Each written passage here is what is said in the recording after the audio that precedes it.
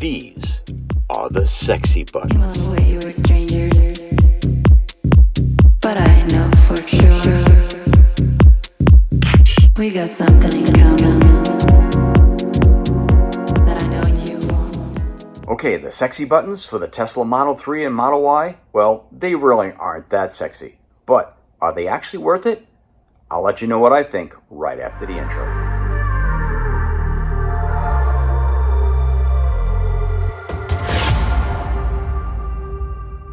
Now today's video comes to you once again from Sydney, Australia, where I landed this morning, grabbed a quick nap, and it'll be a short layover, and I'll head right back out to Los Angeles, California tomorrow morning. Now before I jump into the unboxing and setup of these sexy buttons, did you know that the whole sexy or S3XY thing came from Elon Musk, who jokingly made an acronym out of the models S, 3, X, and Y, which of course spells out sexy with the number 3 as a backwards E.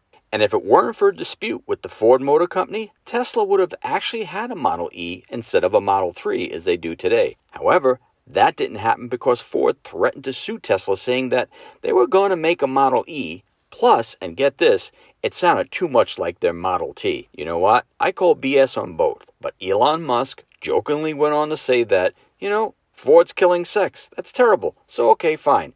We won't use the Model E. Okay, with that little piece of history out of the way, let's jump right into the sexy buttons.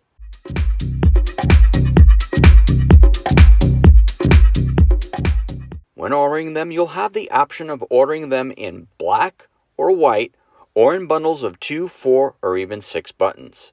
Inside the box, you'll of course get the buttons, a cover removal tool, a pass-through cable, and the commando module that connects to the onboard diagnostics port. And this module is really the brains for the sexy buttons.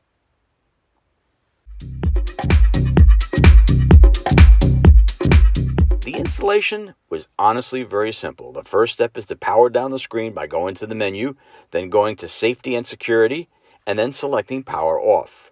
Once you've done that, just hop into the back seat with the cover removal tool and the pass-through cable. And the next step is to remove the back cover of the console with the removal tool, which will expose the data cable that you'll need to unclip and install the pass-through cable.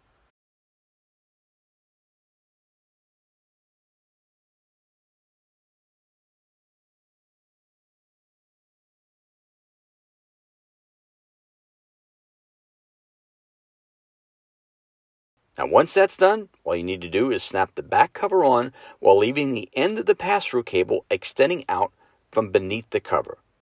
From there we insert the commando module and check to see if it lights up. This confirms that it's connected properly and ready to communicate with the sexy buttons. The next step is to program the sexy buttons, but before you do that, you'll need to download the Sexy Buttons app from either the Apple App Store or Google Play if you have an Android device. I have an iPhone, so it was the iOS version for me. After I installed the app, I noticed that there was a firmware update. Now honestly, this is the only part that didn't go smoothly for me, as I had to try 3 times to get it to actually update. Not sure why that is, but the third time was a charm. The next step of programming the buttons couldn't be easier. Just tap the button and follow the on-screen directions.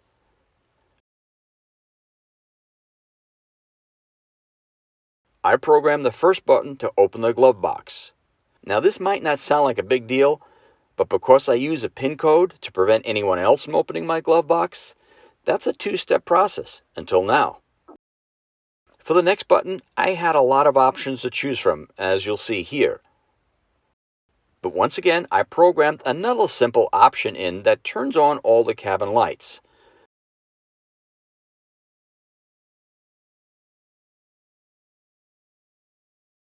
Again, this was done with the aim of simplifying a task by clicking just one button.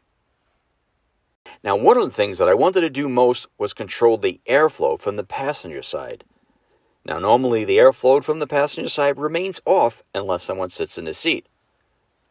Of course, you can turn it on by tapping the screen, but guess what? You can't turn it back off again. And why is that important? Well, for me, Dana generally doesn't like any air from the vents on her, but as long as she's sitting in the passenger seat, there's no way of turning it off again. And there's also no on-screen control to turn it off. Now, I had read that the sexy buttons were going to allow me to do that, but as it stands right now, they don't. I'm told that this feature is coming soon to the sexy buttons, but at the time of recording, I am disappointed to say that this is not the case. Anyway, another nice feature is the dashboard display that you can access from the app. It's a cool little feature, but I probably really don't have much use for it.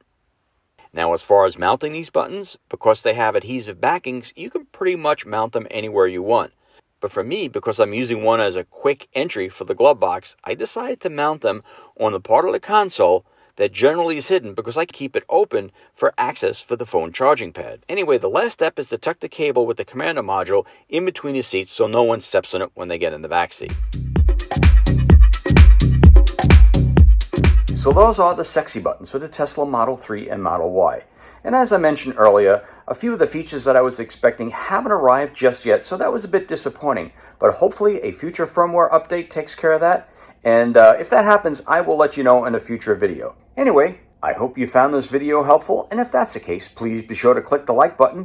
And if you haven't already subscribed, please consider doing so. And don't forget to hit the notification bell so you're alerted to any new video that I do post in the future. And as always, thank you so much for watching, and I will see you in the next one.